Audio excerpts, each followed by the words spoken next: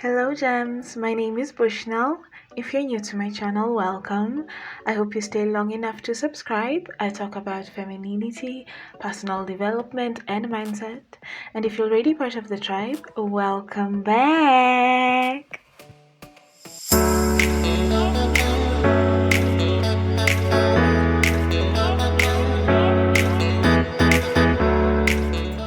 Nice girls finish last.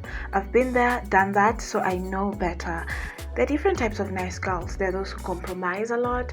There are those who bend over backwards. There are those who people please. There are those who need people to validate them. Well, I'm in the category of nice girls who are just really good and expect because they're good that people will also be good to them. I want to talk to you about how to get out of this and why you should get out of this if you're one of the good girls. So grab something to drink, grab something to write with, get comfortable, and let's talk about this. First thing to point out is a good girl has a good heart with morals and values, and she should note that not everyone is like you. Not everyone is going to treat you well just because you treat them well. Other people are narcissistic, others are very selfish, others are very hard and mean and bitter, and they'll treat you badly. Some men will sleep with you and not be emotionally attached.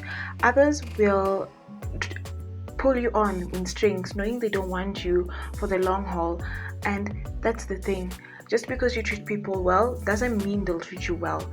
Just because you have morals and values doesn't mean people are raised with morals and values as well. And you should know that not everything is black and white the way it seems to be in the world. So it's a perspective thing. The second thing is being walked all over. Listen, if you're a good girl, if you're a nice girl, you'll be walked all over by your family, your friends, your colleagues, and even men. They'll take advantage of you. For example, you plan to meet with your sibling and they always get late. They know you want to do anything because you're always like, oh, it's okay, let's just go. So they'll always never value your time because you don't stand and say, if you don't respect my time, we will not be doing what we said we will do. And for example, even at work, they'll give on piling up work for you because you never stand up and say, this is not on my paycheck. And even with men, men have this tendency of crossing over. They can push you to the limit and see how much will she take it. And once they discover that you can take anything, they will treat you like trash. So to avoid being walked all over, you have to get out of the nice girl rut. The third thing to note is boundaries. There's a need for having boundaries. Boundaries are not just for other people. Actually, boundaries are not for them at all. They are for you. So when it comes to boundaries, it's not about speaking up your boundaries, like telling people, I do not stay out past 11. No, your actions do it. When it reaches 11 or some minutes to 11, you're like, hi, guys, I need to go, thank you. And you do this over and over again, and people will know that when it reaches 11, this girl is gone back home. Also, one thing that has helped me enforce my boundaries is writing down a boundary and writing it down on my journal. So if somebody does something to cross my boundary and I don't like it, I go like, this is what this person did and I was uncomfortable. So from henceforth, I'll do this, this, and this. For example, if a man touches me on my thighs, I got angry when some man did that and I was uncomfortable. And so I came back home and said, from now on, I will not let a man touch me on my thighs unless they are my man. The fourth thing just to point out there is be unbothered and detached.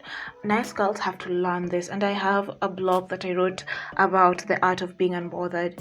You have to focus on yourself, focus on you, building you. How can you be better? How can you... It's all about you. Let your world revolve around you. And also just about this is make sure you focus more on the journey than the outcome.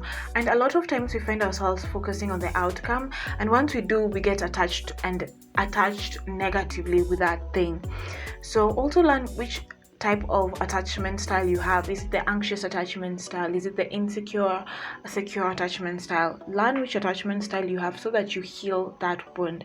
And also just the idea of healing. Work on your inner child, work on journal prompts, work on yourself so that you do not get attached to people and things and outcomes and be dependent on people and things and outcomes.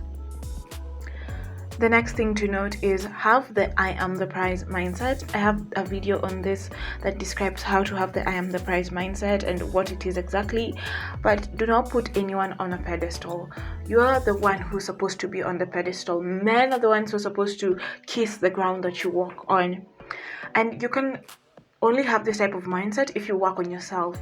Listening to videos like this, reading books, taking care of yourself, taking yourself on dates. These are some of the ways that you can just treat yourself as on a pedestal. Making sure you take care of your nails, thinking about yourself, eating well, doing all those stuff will help put you in having the prize mindset. Again, watch my video, it can help you greatly. Finally, it is the mindset of what's meant for you will be for you, will come to you, it will not pass you. Thankfully, we serve a God who uses everything and works it for our good. If the enemy plans something, God allows it. God wouldn't allow it if he knew he wasn't going to use it. So also remember, rejection is redirection. If something or someone doesn't work out as planned, it is well. They were meant for you. And God is taking care of you. He is protecting you from bad things and bad people and bad experiences. I know it hurts at the moment when you're rejected, but do not worry. Rejection is redirection. Replan, rethink, re-strategize, and go for it. So I'm saying all these things because I was such a good girl. I am still a good girl. No matter how much I flirt or I'm naughty, I'll always be the good girl who can flirt or the good girl who can be naughty. So I've embraced my aesthetic, but the thing is, I'm in my Princess Diana after divorcing Charles era. I'm still a good girl, but I know better and I'm going to do better. And so if you're also in this stage, the reason probably why you've been attracting playboys, the reason why you've probably been having a rough time with friends, work, people, is because you're a nice girl and it's time to get over it, because nice girls finish last.